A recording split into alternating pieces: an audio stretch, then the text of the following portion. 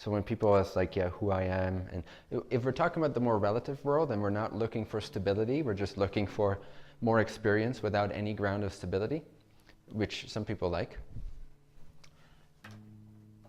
Usually we call that spirituality.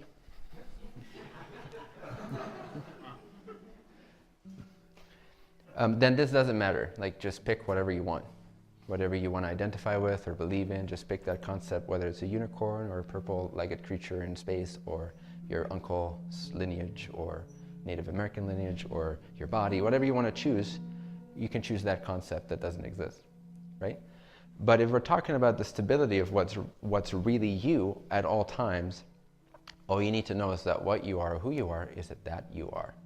How do you experience that you are? While you're talking to someone. I don't know.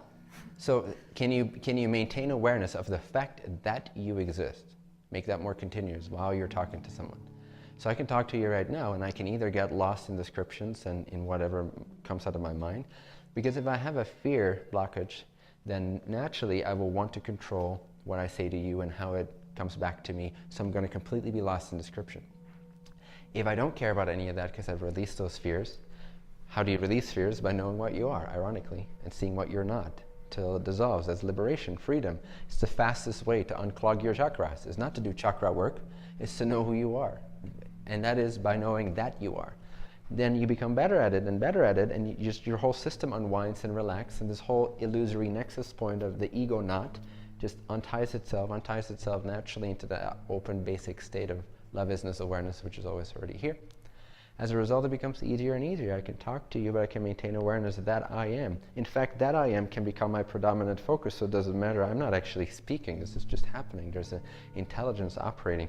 I don't need to control it. If I was afraid what I said and how it would come across, then I would be the person speaking, and I wouldn't be able to speak so eloquently and so quickly, because I would be thinking and controlling and comparing. That's awesome. Right? Yeah. So that is infinite intelligence, being able to use more of the body and the mind, because there is no sense of I'm a separate will in the way. There is the priority of love, isness, awareness. And so because that is the priority, I'd rather want to be happy than controlling.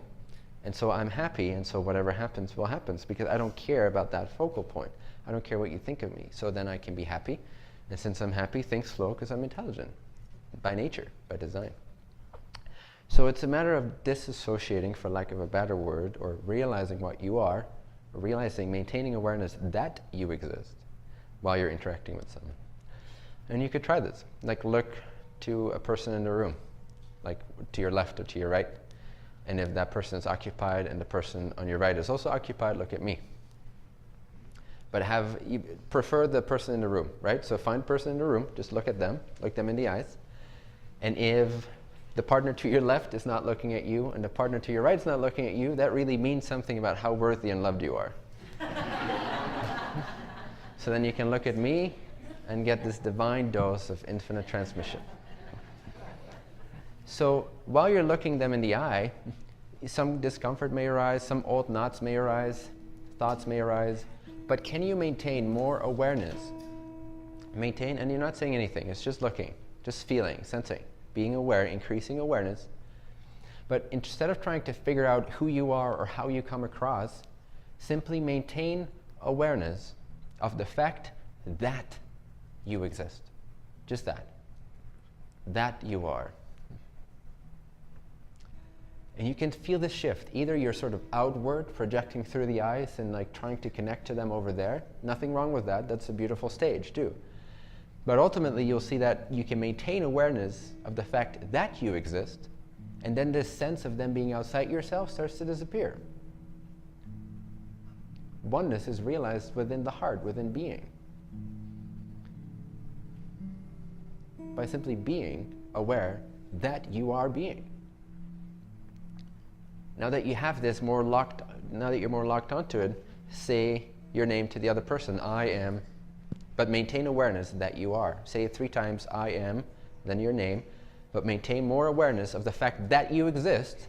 Don't pay any priority to your name. See, it just happened. It just rolls off your tongue. But your awareness is settled in being.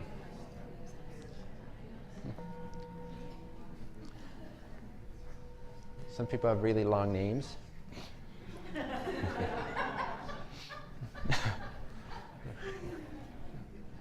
And you can practice this, right? If you have a partner, this is great to practice. Or if you don't have a partner, your friend or a neighbor or a buddy. Okay, let's stop saying our names now.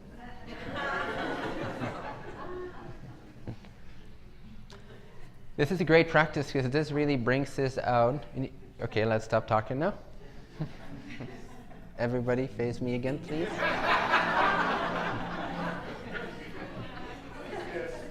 We'll all go to Chocolate Tree after this so you can socialize there.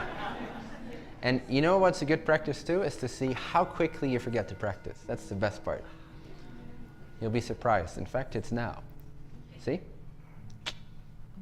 That's how fast it goes. You just forgot. For the past 5 seconds, you forgot that you exist. Uh-oh. With more practice, it becomes more continuous and automatic. Whatever you habituate becomes effortlessly obvious to you. So keep noticing that you are. Don't add any definitions.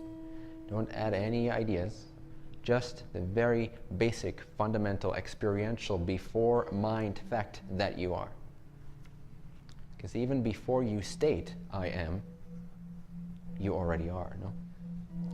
Be there. Be in the wordless recognition, I am. And then practice this with talking more and activities and driving your car and whatever it is. And it becomes stronger and stronger and stronger. It becomes this foundation, and it starts to outshine the illusion of individual perceptions or beings or things. So all you can see is your own light. Imagine being a light. The light turns up so much that you can't see anything that you're illuminating anymore. You just see the light that illuminated them to begin with. But that's what we mean when we say the world starts to disappear. You see their substrate, you see what they're made of. You know that your isness is what they're made of, and you are so inundated with that you don't even really see a world anymore. So practice. Then what reigns supreme is love, light, awareness, bliss. And infinity, a sense of not being local. And boom, that really opens up the fears and the, if you will, energy centers.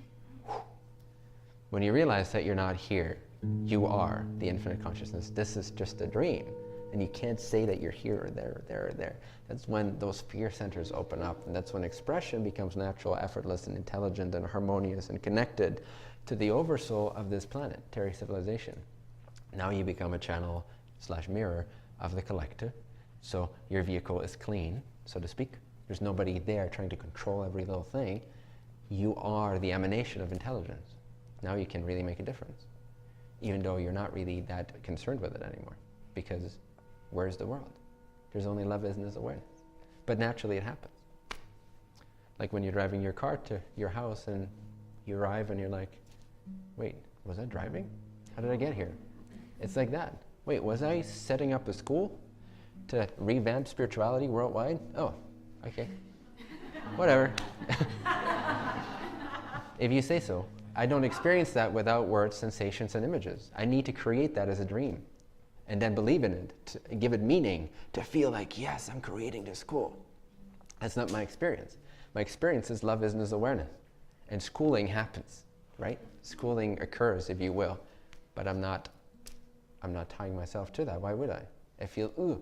At some point, instantly, it feels detrimental. You can feel the sting of believing, giving meaning. Anytime you give meaning to something, no matter what it is, you give away power.